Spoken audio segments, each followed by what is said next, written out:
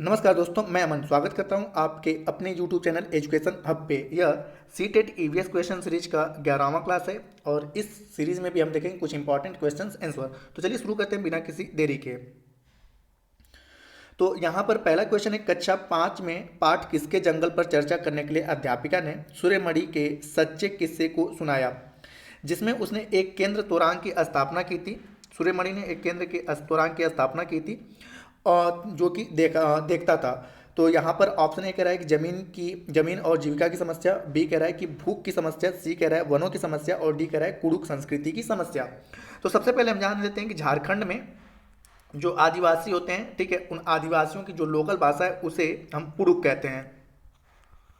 और कुड़ुक में तोरांग, और तोरांग का हिंदी मतलब होता है जंगल।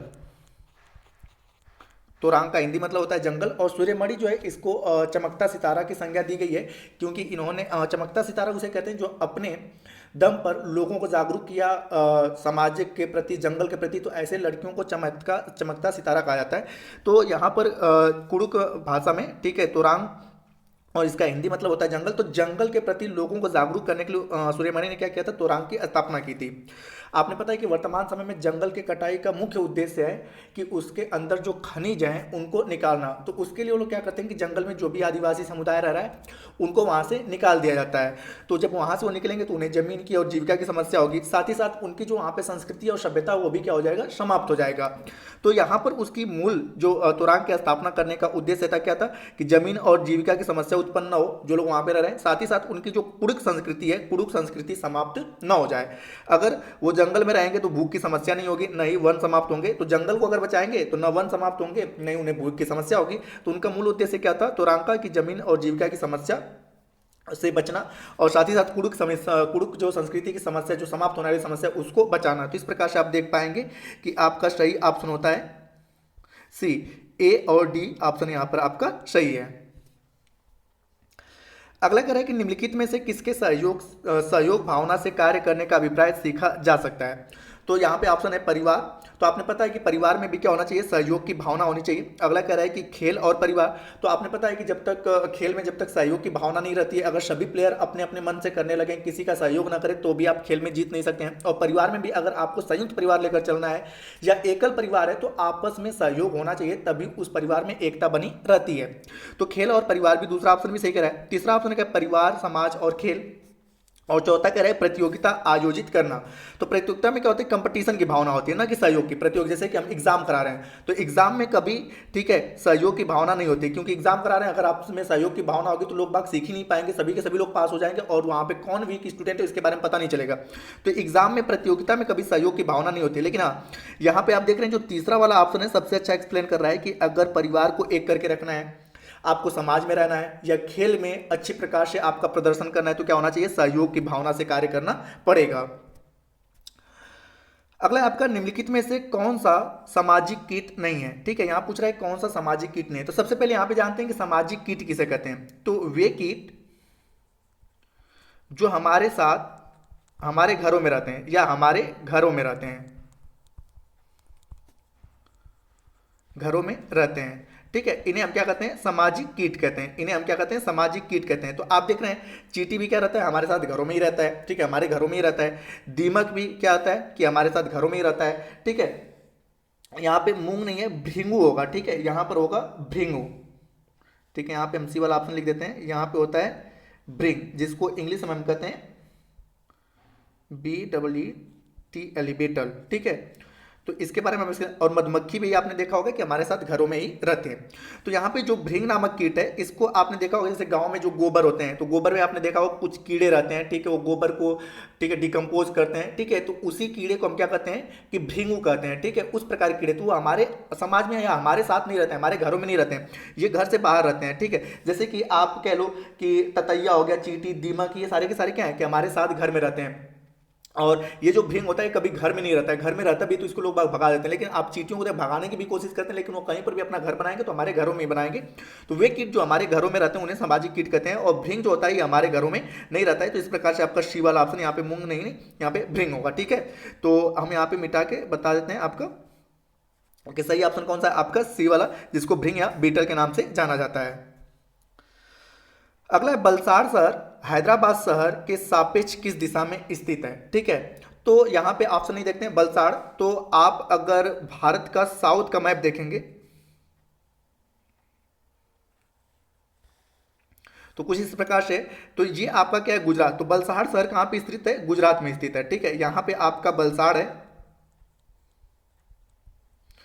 और यहाँ पर हैदराबाद जो है पहले आंध्र प्रदेश की राजधानी हुआ करती थी, अभी को यह तेलंगाना की राजधानी है। तो यहाँ पे आप देखोगे हैदराबाद है और यहाँ पे आपका तेलंगाना है। तो यहाँ पे अगर आप प्लस का सिंबल बनाते हो, ठीक है, ये आपका हैदराबाद हो गया, और यहाँ पे आप प्लस का, तो आपको पता है कि ये ईस्ट है पूर्व, ये वेस्ट, ये नॉर्थ, और ये है साउथ, और यहाँ पे आपका बलसाड़ शहर स्थित है। तो आप देख रहे हो कि यह कौन सा उत्तर पश्चिम के कोने में है। ठीक है, बलसाड़ शहर हैदराबाद के उत्तर पश्चिम के कोने में है। तो इस प्रकार से आपका सही ऑप्शन कौन सा होता है, डी, कि बलसाड़ शहर जो है हैदराबाद के उत्तर पश्चिम में स्थित है। तो इस प्रकार से डी वाला ऑप्शन आपका सही होता है। अगला कह रहा है कि निम्नलिखित में से कौन सी मुद्रा आबू धाबी में प्रचलित है। तो आबू धाबी की मुद्रा के बारे में पूछ रहा है। तो यहाँ पे देखते हैं डॉलर जो सबसे अधिक विनिमय मुद्रा है वो अमेरिका की है। अमेरिका के साथ अन्य सारे देश भी डॉलर को अपनाते हैं, जैसे कि सिंगापुर, ऑस्ट्रेलिया आदि। अगर हम दिरहम की बात करें तो दिरहम कहाँ पे है, आबू धाबी में है, जो कि एक खाड़ी देश है जहाँ पे पेट्रोलियम की उत्पादन अधिक मात्रा में होता है। रुपए की बात करें तो रुपया कहाँ पे है, भारत में है, पाकिस्तान में है। ठीक है, भारत, पाकिस्तान, नेपाल, इन सारे जगहों पे क्या चलता है, रुपया चलता है। टका जो है बांग्लादेश का है। ठीक है, बांग्लादेश का है। तो यहाँ पे आबू धाबी की मुद्रा के बारे में पूछा गया है, तो आबू धाबी में कौन सी मुद्रा चलता है, दिरहम। तो इस प्रकार से सही ऑप्शन आपको कौन सा होता है, सी होता है। ठीक है, आपका सही ऑप्शन होता है सी। ठीक है, अगला है कि चेराव नृत्य। तो आगे हम नहीं मतलब कि यहाँ पे है कि आगे चेराव नृत्य के बारे में पूछा गया है। तो कहीं पर भी चेराव नृत्य आ जाए तो सिंपल सा है कि चेराव नृत्य किस राज्य में क्या आता है, तो चेराव नृत्य क्या आता है, मिजोरम में। ठीक है, यह एक प्रकार का फसल उत्सव है जब वहाँ पे फसलों को काट लिया जाता है। तो जिस दिन वहाँ पर खेतों की बटाई होती है, आपसे ये भी पूछा जाए कि टिन नामक खेती, टिन नामक खेती का पैमाना कहाँ पर है। तो अगर आपको ऑप्शन में मिजोरम मिले तो मिजोरम सही है, अन्यथा वहां पर अगर झारखंड मिलता है तो झारखंड भी आपका सही है। और अगर बोथ करके देगा कि ए और बी दोनों, तो हम क्या करेंगे, बोथ वाले को सही करेंगे। अगर मिजोरम ऑप्शन में नहीं है, चार ऑप्शन ऐसे देते हैं उसमें से झारखंड है, तो टिन नामक खेती का पैमाना कहाँ पे होगा, झारखंड में। तो आप समझ पाएंगे, अगर दोनों दे दिया तो बोथ वाला सही होगा, और दोनों में से किसी एक को चूज करना होगा। तो किसी एक को अगर चूज करना है तो आप मिजोरम को करोगे। तो यहां पर जब आप पढ़ोगे कि यहाँ पर जब खेतों फसलों की कटाई होती है मिजोरम में, तो उसके बाद वहाँ पे चेराव नाच किया जाता है, जो कि एक प्रकार का फसल उत्सव है। उसी दौरान खेतों की बटाई भी होती है। तो चेराव नाच के बारे में पूछा गया है, तो चेराव नाच कहाँ पे होता है, आपका मिजोरम में। ठीक है, मिजोरम में। अगर मणिपुर के बारे में बात की जाए तो मणिपुर में जो आपका नृत्य है उसका नाम है खम्बा थापी, खम्बा थापी। ठीक है, मिजोरम में चिराव हो गया। असम का जो लोकप्रिय नृत्य है वो क्या है, बिहू है, यह भी एक प्रकार का फसल उत्सव है। ठीक है, और उड़ीसा की अगर बात की जाए तो उड़ीसा क्या है आपका, घुमरा, घुमरा। ठीक है, और उड़ीसा का आपका घुमरा नृत्य है, जो कि वहां का एक लोक नृत्य है। तो पूछा गया चेराव नृत्य के बारे में, जो कि बांस की डंडियों पकड़कर व्यक्तियों का युग में नाचता है। ठीक है, तो उसे हम क्या कहते हैं, चेराव। तो यह आपका कहां पे होता है, मिजोरम में। अगला क्वेश्चन है, छत पर वर्षा के पानी का संरक्षण करके भौम जल को पुनः भंडारित किया जाता है।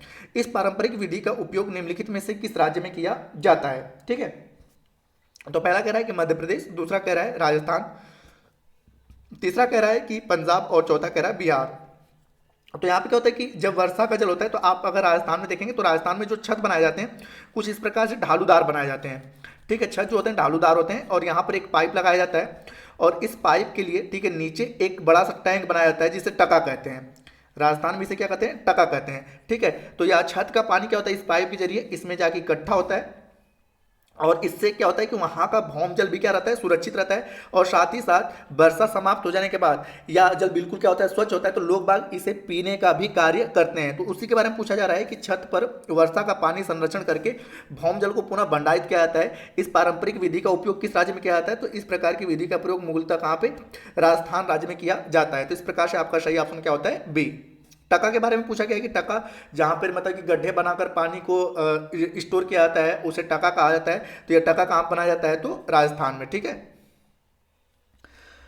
अगला पूछा है कि भारत के निम्नलिखित राज्यों में से ब्रह्मपुत्र नदी कहाँ से होकर बहती है। तो ब्रह्मपुत्र नदी, जैसा आपने पता है कि यह आपका तिब्बत में इसका उद्गम होता है ब्रह्मपुत्र नदी का, ठीक है। जहाँ पे इसे तिब्बत, और तिब्बत के बाद ये अब कहाँ पे आपका प्रवेश करती है, अरुणाचल प्रदेश, और अरुणाचल प्रदेश से कहाँ पे आती है, असम में, और असम से फिर यह कहाँ पे जाती है, बांग्लादेश में जाती है, ठीक है। तो यह किन किन राज्यों से होकर जा रही है भारत में, तो अरुणाचल प्रदेश, और अरुणाचल प्रदेश के बाद यह जाती है असम में, और असम के बाद यह जाती है बांग्लादेश में। तो इसे तिब्बत में सांगपो कहा जाता है, ठीक। तो इसे क्या तिब्बत में क्या कहा जाता है, सांगपो, ठीक है। तिब्बत में सांगपो कहा जाता है। उसके बाद जब ये अरुणाचल प्रदेश में आती है तो एपी हम लिख देते हैं, अरुणाचल प्रदेश में इसे कहा जाता है दिहांग, ठीक है। उसके बाद जब ये असम में आती है तो इसे ब्रह्मपुत्र कहते हैं। और उसके बाद जब यह जाती है बांग्लादेश में, बांग्लादेश में इसी ब्रह्मपुत्र को जमुना कहा जाता है, यमुना नहीं जमुना कहा जाता है, ठीक है। तो आप देख पा रहे हो कि यह भारत के दो राज्यों में होकर बह रही है, अरुणाचल प्रदेश और असम में। तो इस प्रकार से सही ऑप्शन आपका कौन सा होता है, सी वाला होता है, ठीक है, कि यह भारत के दो राज्यों में, अरुणाचल प्रदेश और असम राज्यों में होकर बहती है। यहाँ पर जैसे मैंने बताया कि इसका उद्गम कहाँ पे होता है, तिब्बत में, मानसरोवर जो झील है वहाँ पे इसे सांगपो। उसके बाद जब यह अरुणाचल प्रदेश में प्रवेश करती है तो इसे दिहांग कहते हैं, असम में जाती है तो इसे ब्रह्मपुत्र कहते हैं, और बांग्लादेश में इसे जमुना के नाम से जाना जाता है। तो ये पूछा गया कि किन राज्यों से होकर गुजरती है, तो अरुणाचल प्रदेश और असम से। अगला क्वेश्चन है कि भावी पीढ़ी के समाजीकरण में परिवार की महत्वपूर्ण भूमिका होती है, इस परिस्थिति में परिवार माध्यम है। ऑप्शन ए कह रहा है प्राथमिक समाजीकरण, ऑप्शन बी कह रहा है कि द्वितीयक समाजीकरण, ऑप्शन सी कह रहा है प्राथमिक और द्वितीयक समाजीकरण का, और ऑप्शन डी कह रहा है तृतीयक समाजीकरण का। तो आपको मैं बता दूं कि प्राथमिक समाजीकरण के बच्चे का जो पहला ज्ञान की प्राप्ति होती है उसको उससे परिवार से, वो थोड़ा मोड़ा जो समाज के बारे में जानता है कि कौन पिता है माता है ये सारी चीजें, तो उससे अपने परिवार से। तो प्राथमिक समाजीकरण का माध्यम क्या है, परिवार है। और द्वितीयक समाजीकरण का माध्यम क्या है, मीडिया है, स्कूल है, और समाज है, ठीक है। तो ये द्वितीयक समाजीकरण का माध्यम है। प्राथमिक समाजीकरण में आपका क्या होता है, परिवार आता है, ठीक है, या परिवार के घर के सदस्य लोग आते हैं। तो यहाँ पे परिवार के बारे में पूछा गया है, तो यह कौन सा माध्यम है, आपका प्राथमिक समाजीकरण का माध्यम है। अगला क्वेश्चन कह रहा है कि निम्नलिखित में से किसने 1970 के चिपको आंदोलन में महत्वपूर्ण भूमिका निभाई थी। Option A Vandana Shiva, option B है सुंदरलाल बहुगुणा, ऑप्शन सी है मेघा पाटेकर, और ऑप्शन डी है बाबा आमटे। तो यहाँ पर जानते हैं हम लोग कि वंदना अरे चिपको आंदोलन जो कि मूल रूप से 1973 में चलाया गया था, ठीक है। और इसमें तीन लोगों का नाम आता है। अगर किसी महिला का नाम पूछ दे तो महिला का नाम आता है गौरा देवी। मूलतः इन्हीं के द्वारा यह आंदोलन शुरू किया गया था, लेकिन इस आंदोलन का नेतृत्व किसने किया था, सुंदरलाल बहुगुणा ने, सुंदरलाल बहुगुणा ने। और इसमें एक और व्यक्ति का नाम आता है चंडी प्रसाद भट्ट, चंडी प्रसाद भट्ट, ठीक है। तो मूल रूप से इन्होंने शुरुआत किया था, लेकिन नेतृत्व किसने किया था, सुंदरलाल बहुगुणा। और सुंदरलाल बहुगुणा के प्रणेता कौन थे, किनके द्वारा इन्हें यह प्रेरणा मिली कि इस आंदोलन में भाग लेना चाहिए, तो उसका नाम आता है उनका नाम आता है चंद्री प्रसाद भट्ट। तो यहाँ पूछा गया है कि चिपको आंदोलन में महत्वपूर्ण भूमिका किसने निभाई थी, तो क्योंकि इस पूरे आंदोलन के संचालनकर्ता कौन थे, सुंदरलाल बहुगुणा थे। तो इस प्रकार से आपका सही ऑप्शन होता है बी। और इस आंदोलन को शुरू कहाँ पे किया गया था, उत्तराखंड के चमोली जिले में। हालांकि 1973 में उत्तराखंड नहीं था, उत्तर प्रदेश था, लेकिन अब आपसे पूछे तो उत्तराखंड के चमोली जिले में, ठीक है, चमोली जिले में इसकी शुरुआत की गई थी। अन्य की अगर बारे में बात किया है तो वंदना शिवा, वंदना शिवा का जो नाम आता है कि सबसे अधिक बायोडाइवर्सिटी केरल राज्य में पाई जाती है। तो केरल में जैव विविधता या केरल में जो साइलेंट वैली है उनके बचाने में मुख्य योगदान किसका था, वंदना शिवा का था। मेघा पाटेकर की अगर बात करें तो मेघा पाटेकर का संबंध आता है नर्मदा बचाओ आंदोलन, जो कि गुजरात राज्य में कुछ डैम बनाए जा रहे थे उससे संबंधित था। और अगला आपका कि बाबा आमटे भी इन्हीं संबंधित है, पर्यावरण विद ही हैं, ठीक है। तो वंदना शिवा, ठीक है, केरल में साइलेंट वैली बचाओ आंदोलन चलाया गया था। मेघा पाटेकर और बाबा आमटे नर्मदा बचाओ से हैं। और सुंदरलाल बहुगुणा, गौरा देवी और चंडी प्रसाद भट्ट, इनका संबंध किससे, चिपको आंदोलन से है। अगला है कि महाराष्ट्र, मध्य प्रदेश और गुजरात में बड़े बांधों का निर्माण के कारण स्थानीय व्यक्तियों को अपने प्राकृतिक आवास को छोड़ना पड़ा। इस प्रकार की गतिविधि को क्या कहते हैं, तो पहला है कि तबादला, दूसरा है स्थानांतरण द्वारा अंदर आना, और तीसरा है स्थानांतरण द्वारा बाहर जाना, और चौथा है विस्थापन। तो जानते हैं यहाँ पे तबादला क्या होता है कि आपने देखा होगा कि अगर आप कोई नौकरी कर रहे हैं तो एक स्थान से, ठीक है, दूसरे स्थान, जैसे कि आप इलाहाबाद में नौकरी कर रहे हैं और आपका पोस्टिंग कहाँ पे हो गया, दिल्ली में हो गया, ठीक है। तो ऐसा नहीं कि आप दिल्ली में परमानेंट तौर पे रहेंगे, अस्थायी तौर पे एक स्थान से दूसरे स्थान पे जाना, ठीक है, उसे हम क्या कहते हैं, तबादला कहते हैं, ठीक है। अस्थायी तौर पे एक स्थान से दूसरे स्थान पे जाना, इसे हम क्या कहते हैं, तबादला कहते हैं। दूसरा कह रहा है कि अच्छा, यहाँ पे आप अपनी मर्जी से मतलब कि अपनी मर्जी से नहीं जा रहे हैं, यहाँ पे है कि स्थानांतरण द्वारा अंदर आना। जैसे कि आपने प्रेजेंट टाइम में बहुत सुना होगा कि बांग्लादेश के कुछ शरणार्थी कहाँ पर आ गए, भारत आ गए, ठीक है। तो किसी कारण विशेष, ठीक है, या आपको वहाँ पर बांग्लादेश में रहना अच्छा नहीं लगा, ठीक है, या वहाँ का जो भी चीज़ें आपको परेशान की और आप बांग्लादेश से कहाँ पर आ गए, भारत में आ गए, ठीक है। और अपनी स्वेच्छा से या वहाँ की स्वेच्छा से या मजबूरियों से किसी प्रकार से आए, ठीक है। तो आप वहां से जो यहाँ पर आए अपने भौतिक सुख सुविधाओं के लिए और यहाँ पर आके बस गए बांग्लादेश से भारत में, तो यह क्या हो जाएगा हमारे लिए, स्थानांतरण द्वारा अंदर आना। लेकिन अगर कोई व्यक्ति भारत से अमेरिका जाके बस जाता है, ठीक है, भारत से अपने भौतिक सुख सुविधाओं के लिए, ठीक है, अमेरिका जाके बस जाता है, ठीक है, तो उसे हम क्या कहते हैं, स्थानांतरण द्वारा बाहर जाना। ये अपनी स्वेच्छा से कर रहा है, ठीक है, स्थानांतरण द्वारा अंदर आना या स्थानांतरण द्वारा बाहर जाना, इसे ये अपनी क्या कर रहा है, स्वेच्छा से कर रहा है। तबादला अपनी स्वेच्छा से नहीं कर रहा है, ठीक है, ये अपने से नहीं, कोई ऊपर का अधिकारी है जो अस्थायी तौर पे आपको एक स्थान से दूसरे स्थान पे भेज सकता है। लेकिन स्थानांतरण द्वारा अंदर आना, ठीक है, ये, ठीक है, आप अपनी स्वेच्छा से कर रहे हैं। और अगला है विस्थापन। विस्थापन का मतलब क्या होता है कि यहाँ पर आपकी स्वेच्छाएं नहीं काम करती हैं, ना यहाँ पे आपका कोई अधिकारी काम करता है, यहाँ पे कौन कार्य करती है, प्रकृति। प्रकृति कार्य करती है। जैसे कि किसी क्षेत्र विशेष में क्या आता है, बाढ़ आ जाता है, ठीक है, किसी क्षेत्र विशेष में बाढ़ आ गया और बाढ़ के कारण, ठीक है, या वहां पर ठीक है, बाढ़ आ गया या वहां पे भूकंप आ गया और आपको अपने प्राकृतिक आवास को छोड़ना, अपने जो पारंपरिक आवास या प्राकृतिक आवास है, इन कारण से छोड़ना पड़ जाए, ठीक है, तो उसे हम क्या कहते हैं, विस्थापन। फिर आप यहाँ पर आ नहीं सकते। स्थानांतरण द्वारा अंदर जाना या बाहर जाना में क्या होता है कि आप वहां पे आ सकते हैं या जा सकते हैं, ठीक है। जैसे कि ऐसा नहीं जो व्यक्ति बांग्लादेश से भारत आया फिर बांग्लादेश नहीं जा सकता है, जा सकता है। या ऐसा नहीं जो व्यक्ति भारत से अमेरिका गया वो फिर भारत नहीं आता, आ सकता है। लेकिन विस्थापन अगर हो गया, जैसे आपने देखा होगा कि भूमि का कटान हो जाता है तो आप दोबारा वहां पे नहीं जा सकते।